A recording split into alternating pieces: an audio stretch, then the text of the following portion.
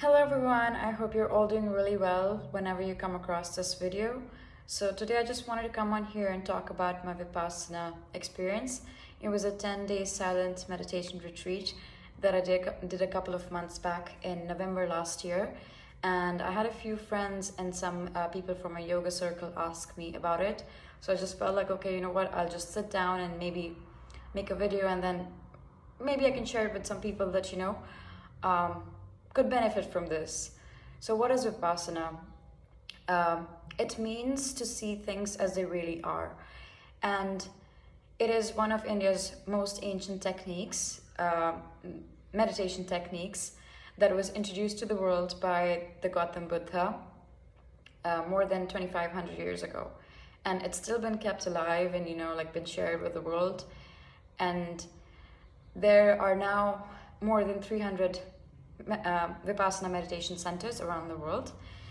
And I went to the one in the UAE in Ras Al Khaimah, which is a little bit away from the city, and in nature you can see the mountains, birds, so really away from all of the hustle bustle of the city and the distraction.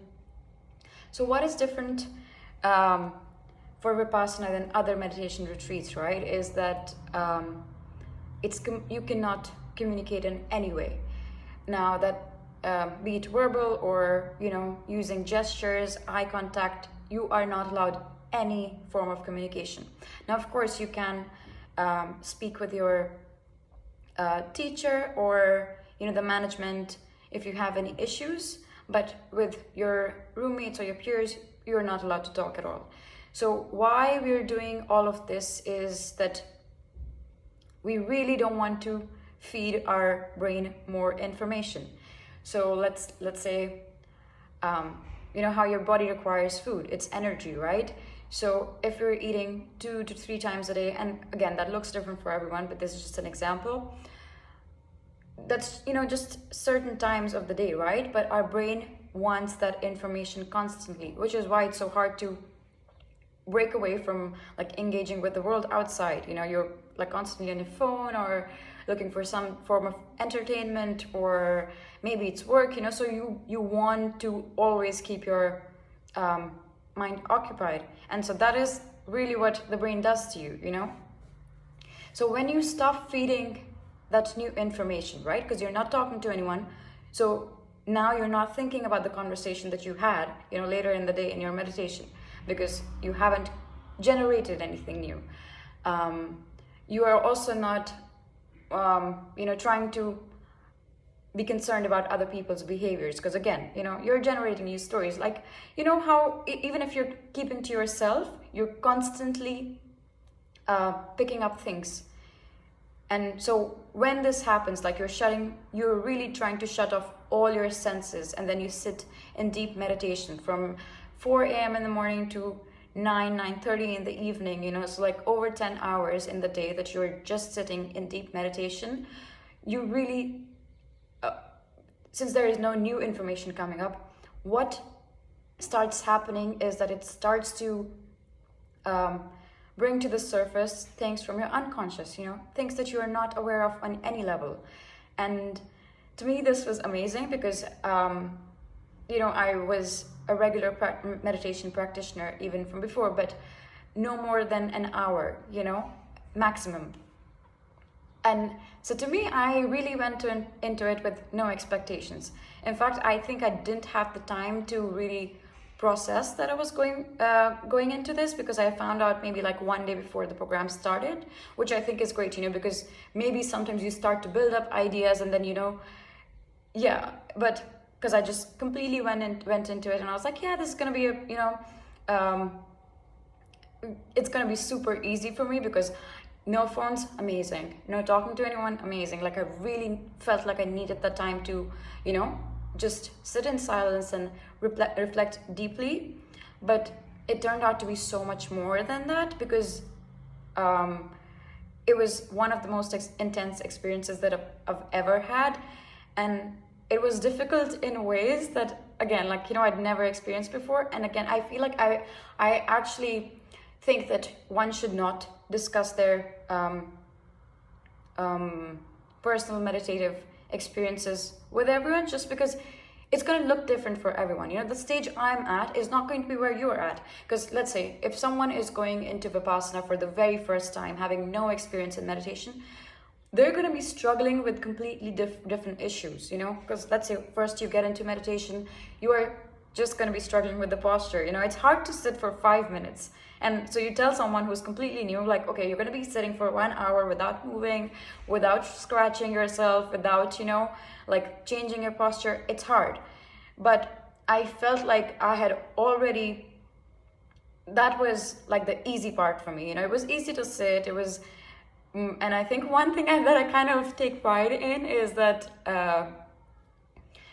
for all of the 10 days, I never, not once, did I take like a backrest or like, sat against the wall. It was just me completely sitting, with no support. And I kind of felt like, what? I like, although I could have had that comfort, I just felt like it's just 10 days. And, the goal is to like push yourself as further as you can, of course, without suffering too much. But then it didn't really, like, physical pain was the least of my worries. But then, so basically they're teaching 2 different techniques, right? So for the first 3 days, they're teaching you Anapana, which is, again, just focusing on the breath, different sensations in and around your nostrils. And then they move into the actual technique, starting from day 3, Vipassana, which is like a body scan. So you're focusing on different parts of your body, focusing on the sensations and the feelings, that arise. So it all, like, we are watching as those things are happening within the body, like you watch those feelings come up and then they pass away. And this is exactly what happens in real life, like if you are able to just stay still and you're able to observe whatever situation comes up, because once you react, it kind of grows. Let's say if I'm having an issue in life, and let's say I'm having an argument with someone, and instead of just observing and giving them a calm response, if I am giving into that anger as well and I'm reacting to it, it just grows. But instead of that, if I'm able to observe, and again, like the more you react or you crave or you avert any feeling, it grows. So so what we are trying to do is just observe, you stay still and maintain that equanimity, and you continue with that. And once that starts happening in your inner world, it starts to reflect on the outside as well, because you're really changing how you function from within. And even before Vipassana, I think I'd seen these changes. Of course, they're not going to be instant, but through regular practice, you can really see that. I think meditation is one of the most powerful things that really change how change a lot of things in you. And once it changes in you, it changes it in your life, and effortlessly. And I think the main effort is just to sit still and be with yourself. And I know it seems so boring to just sit in one place and be with yourself, but I think the longer you do that, the more you know yourself. What I always feel is like we've always been taught to look outside of us. You're always seeking that validation. If you want information, you're always looking for external sources. But what about you? Because what your truth is going to look different from everyone else's. So I feel like this is becoming more about just meditation in general, and I think that's what it is, because it's not important to me if it's Vipassana or any other meditation technique. What I want to share with you all today is that no matter what form of meditation there is, it's really a way to, take your power back in your own hands, know yourself in a way that you've never known before.